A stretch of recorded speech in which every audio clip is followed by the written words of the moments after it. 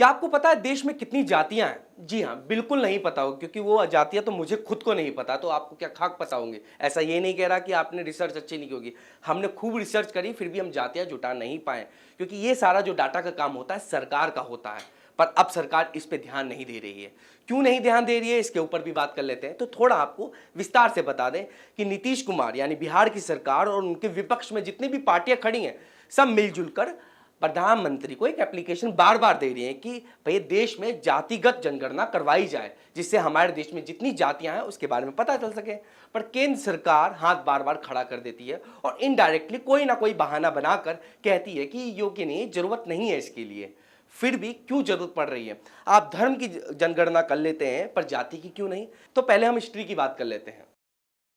तो अगर जाति जनगणना की बात करें तो इसकी शुरुआत अंग्रेजों के समय में हुई थी 1881 में। उसके बाद ये कंटिन्यू होते रही। हर 10 सालों में इसका डेटा सामने आता रहा। आखिरी बार 1931 में इसका डेटा सामने आया था। फिर 1941 में भी जनगणना हुई, सर्वे हुआ, लेकिन जो आंकड़े वो सामने नहीं आए। सरकार से सवाल भी किए गए पर उन्होंने आंकड़े जारी नहीं किए गए। फिर 1951 से लेकर 2011 तक जो आंकड़े जो सामने आए वो सिर्फ अनुसूचित जाति और अनुसूचित जनजाति के थे। लेकिन एक सवाल ये खड़ा होता है कि ओबीसी और अन्य जातियों के आंकड़े अभी तक सामने क्यों नहीं आए? ये सवाल काफी अहम है।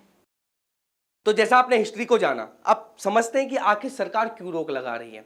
तो कहीं ना कहीं राजनीति का मुद्दा आ ही जाता है। आप धर्म की बात कर लेते हैं कि इतने राज्य में इतने हिंदू परसेंट हैं, मुस्लिम इतने हैं, ईसाई इतने हैं, सिख इतने हैं।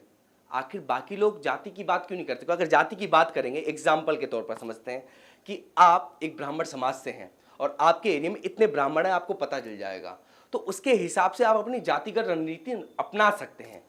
यानी चुनाव में खड़े होंगे और आपको पता है कि इतने वोट तो मेरे फिक्स हैं। अगर जातिगत जनगणना शुरू कर दी गई तो कहीं ना कहीं नुकसान है। और आप सोच रहे होंगे कि शायद ये मुश्किल होता होगा, क्योंकि हर 10 साल में जनगणना होती है, बस एक एक्स्ट्रा कॉलम रखना होता है। और एक्स्ट्रा कॉलम क्या है कि भाई आपकी जाति कौन सी, टिक करना, सिग्नेचर कर देने। पर नहीं, ऐसा सरकार नहीं कर रही है और शायद इस बार भी कोई बहाना कर कर केंद्र सरकार मना कर दे। ये पहली बार केंद्र सरकार मना नहीं कर रही है, इससे पहले कोई भी सरकार रही इसको मना करती आ रही है। जरा हम इस पे भी ध्यान देते हैं कि 5,000 करोड़ रुपए भी खर्च होते हैं जनगणना में, फिर भी कभी कभार आंकड़े प्रकाशित नहीं किए जाते। उसकी क्या वजह है? उसकी वजह है क्योंकि वो ठीक से आंकड़े जुटाए नहीं जाते हैं।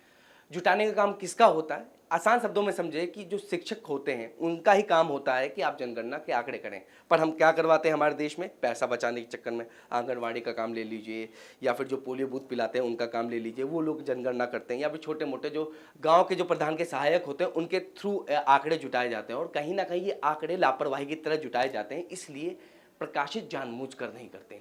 तो सोचिए कि अगर जातिगत जनगणना हमारे देश में होती है तो कहीं ना कहीं कुछ फायदा है और कुछ नुकसान है। नुकसान सिर्फ राजनीति पार्टियों का है जो धर्म की राजनीति करते हैं, और फायदा उन लोगों का है जिससे पता चले हमारे देश में कि आखिर जातियां कितनी हैं और इसके हिसाब से हम आरक्षण भी दे पाएंगे। तो आपको क्या लगता है कि जातिगत जनगणना हमें हमारे देश में होनी चाहिए कि नहीं? अपनी राय जरूर भेजें और भी अपडेट्स के लिए बने रहे ऑथम न्यूज़ के साथ। धन्यवाद।